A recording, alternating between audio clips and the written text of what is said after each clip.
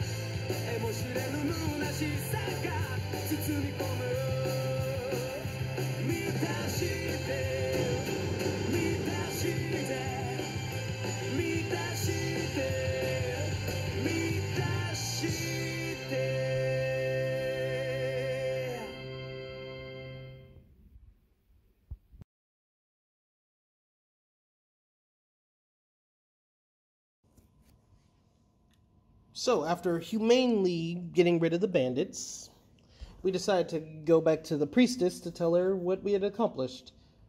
Little did we know that she had already known because one of the lights at the church was shining, signifying that we had completed one of the three tasks, clearing the bandits, saving the children, and unflooding the flooded area. So she was very grateful, saying praise to her. I still can't remember the name of the god. I knew that he would send heroes that could help us.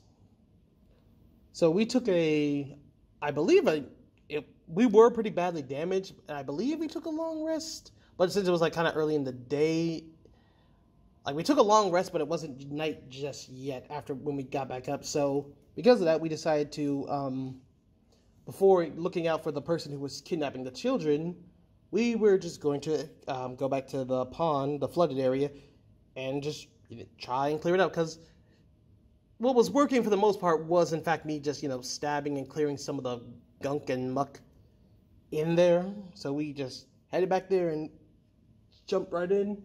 And we kind of just did that for another good second.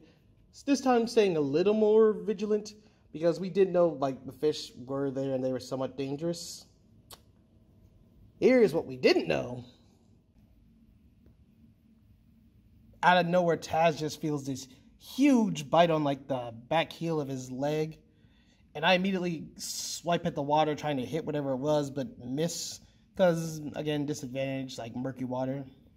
But it didn't matter, because out of the water came this giant snake. So it looks like we were ready for a fight. Reggie got ready to take this thing on. And it didn't go well. And it's kind of surprising that it didn't go well, because I later found out after, the campaign was over, this was not supposed to be a really hard encounter, especially for, a level 3 warrior and a level 4 druid. This was not supposed to be that tough of a creature. The problem was, I just couldn't hit it. I could not hit it, and it just tore into Reggie real quickly with its poison attack, because the DM rolled so high. So Reggie was immediately almost knocked unconscious, and I was just, there was nothing I could do. I tried my best, but there was nothing I could do. So I just picked up Reggie, and we immediately start running, and they started giving chase, and it would have caught us if not for the fact that Reggie, like with the last bit of strength he had, just used his spell, his transformation spell, to make me like this giant cat. So it didn't take that long to jump over the dam, and yeah, we were looking rough. So we decided to take a short rest this time to heal up from this surprisingly tougher encounter that wasn't supposed to be a tough encounter. I believe sundown. It was somewhat nighttime. Like we went back into the village. We were all healed up, and we met Derek and the rest of the townsfolk who were now doing the a village night watch to protect the children, to make sure no one else goes disappearing, and we offered to help. So we went one way while the night watch went the other, and we were just searching around, and Reggie happened to find something. He actually found one of the bandits who had escaped the bar when we were fighting them, and I said, "Oh, good," and he was asleep, so he didn't notice us coming up on him, and the plan was to knock him out and take him to the villagers and let them have, like, sort of their justice. He's been one of the people who terrorized them for a while, so they would want maybe some revenge or just to lock him up. But that is not what happened, because I forgot to describe to my DM that I was using, like, I pulled out one of my throwing axes, and I was supposed to just hit him over the top of the head with the butt, and then that's it. I did not specify I was doing a non-lethal attack, so my DM described it as I just hold up my throwing axe, grab this poor guy, waking him up in shock, and before he can even react, cleaving into his neck. Like, his final moments were just me killing him. And like, granted, he died relatively fast, I believe. He died relatively fast, and it was just jarring, because like that was not the intention I wanted. Just like, oh no, why did you make me do that? And seeing as this whole thing, like, because now if we brought his body to the villagers, it would have been a whole nother mess. Seeing as we left the bar humanely messy. So we decided to humanely discard the body in one of the waste facilities nearby and tell no one. It was a humane thing to do. I think 2, maybe 3 more hours passed by, and eventually we noticed someone trying to get into one of the rooms of the children, a shadowy figure on the rooftops, and we immediately just pointed out, we shout. The villagers kind of start running towards us, but since they're on the rooftops, me and Reggie decided to just go after them ourselves and not wait up, and we gave chase, and immediately started falling behind due to the fact that Reggie's feet were just so tiny. He's a small kobold, and he was kind of slowing us down. So I decided, okay, I'm gonna use something to slow down this shadowy figure. Now, if you're wondering, what did I use to slow them down? Was it my 2 throwing axes? No, that'd be too obvious. My blow dart? Nah, that would never work. My giant sword? Maybe. But I had something better in mind. My partner, Reggie. I don't know why I thought this would be a good idea, because if you know where this is going, you're exactly right, because it failed. Disadvantage in everything. Which makes sense, since not only it was a makeshift weapon, Reggie was for the most part not willing, and we were running at the same time, and I'm pretty sure I rolled bad, too. Even if I didn't, it was like every possible disadvantage. So my DM describes me just not even throwing, spiking Reggie like a football as he hits the ground in one of the sidewalks. And I have no time to check. He does take damage, I don't know, but I had no time to check because I had to continue pursuing.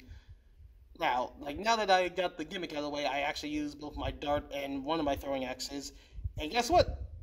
Both infinitely more effective as they managed to hit the suspect.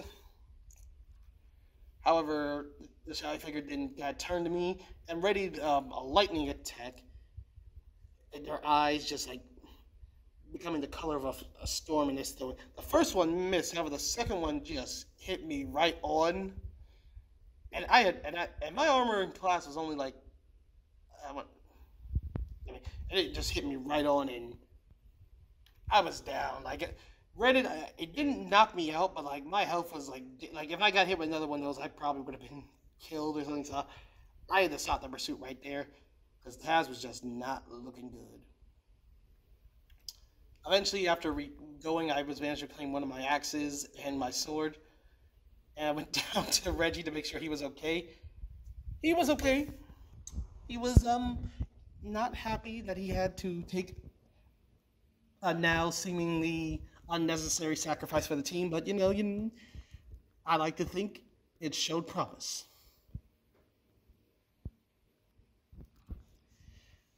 We eventually met back up with the rest of the neighborhood watch who were kind of catching up since, we were just, honestly, this was just like a one big sort of rooftop fight. We met up with Derek, who told him that, like, all the children were now safe, like, no one was captured this night, kind of thanked us. And he also introduced us to the assistant for the Countess, Tom, who said that she would come see us in the morning and all that.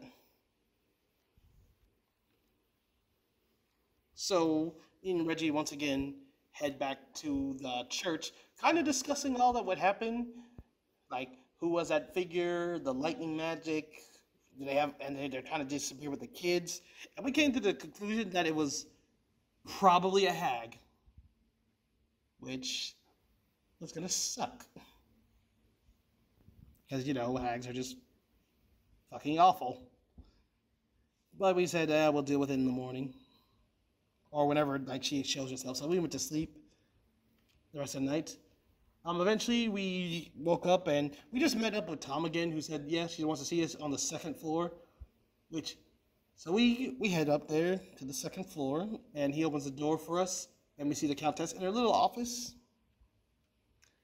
And she welcomes us, saying, oh, hello, finally good to meet you both. Oh, by the way, can you help me real quick and grab that potion? It was a potion on the higher shelf. So I immediately, without thinking, just walked past her, grabbed the potion, and then everything goes dark. And we hear an evil hackling in the shadows. Well, well, well.